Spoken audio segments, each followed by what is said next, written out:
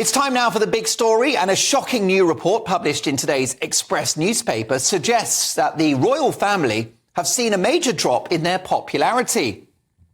This as a result of fewer public engagements, including charity work and the opening of new public buildings. Much of this can be attributed to a slimmed-down monarchy, fewer royals on the payroll, and the late Queen and Prince Philip's failing health, which understandably saw them perform fewer duties.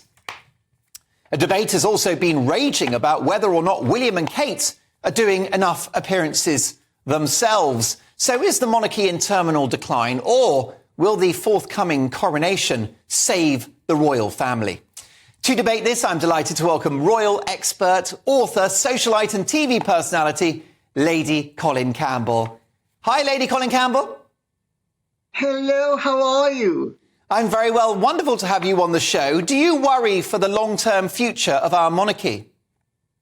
I do. I've been saying for years that Charles's idea of a slimmed-down monarchy doesn't make sense. I know this because long before I was a writer, I was a fundraiser for charity, unpaid. And in fact, the Sunday Express, when they did the top 40 fundraisers of charity in, I think, 1989, I was number 3.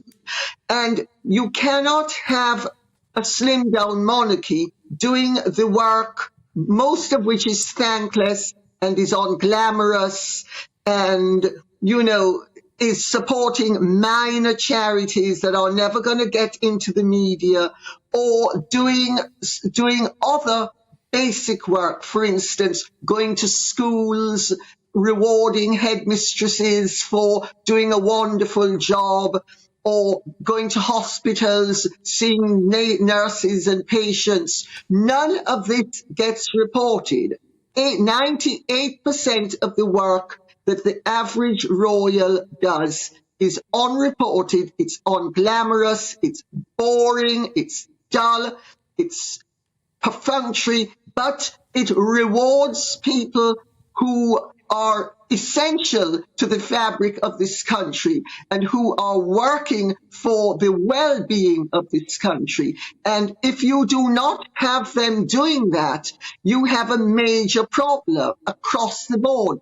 And as for charity itself, it's all about bums on seats. If you don't have a royal, it's much more difficult to get bums on seats. Well, if you have a royal in attendance, the tickets fly. Now, I have to tell you, that doesn't happen with celebrities.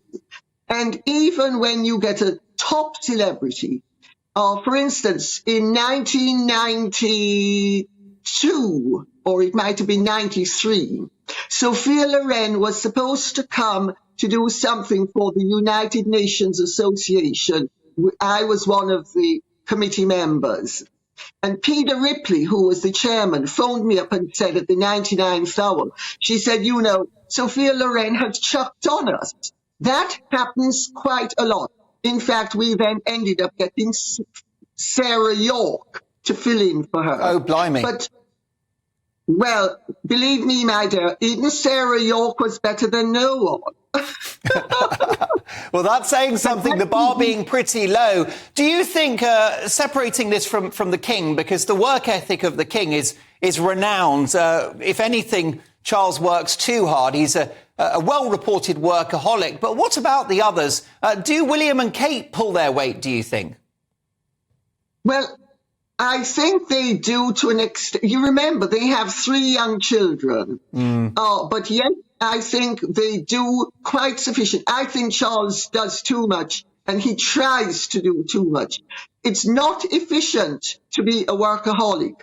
He needs to have Sophie and Edward's children roped in. He needs to have Beatrice and Eugenie roped in.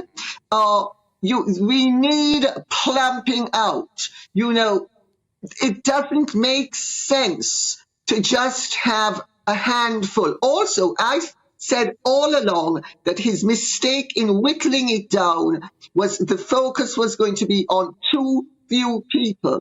And I've been saying this for years. I said, what, for instance, would happen if there was a problem with Harry.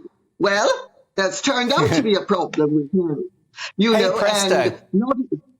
Let me ask you about the coronation. The plans for the procession, well, they are a fraction of the length of the procession the Queen had in the 1950s when she acceded to the throne.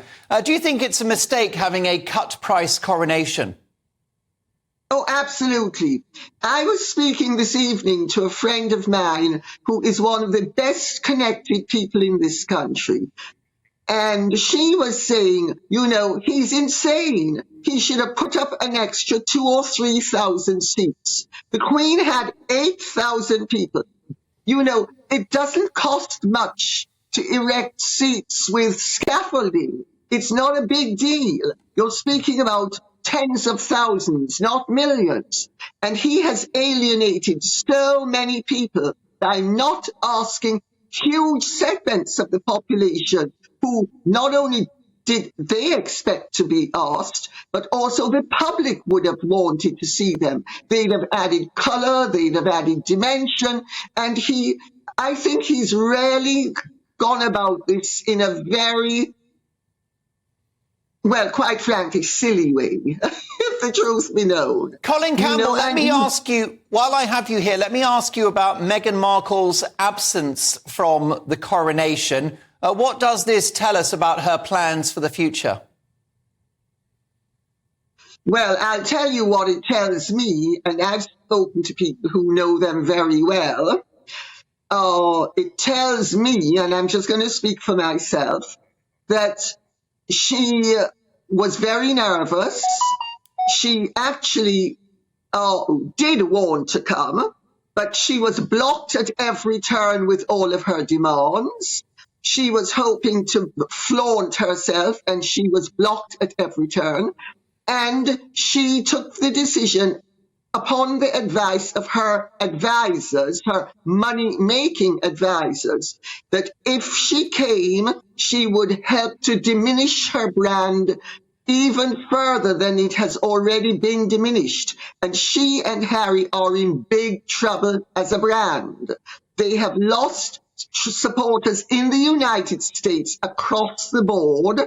Most well-established people, even in the Democratic Party, don't want to have a thing to do with them.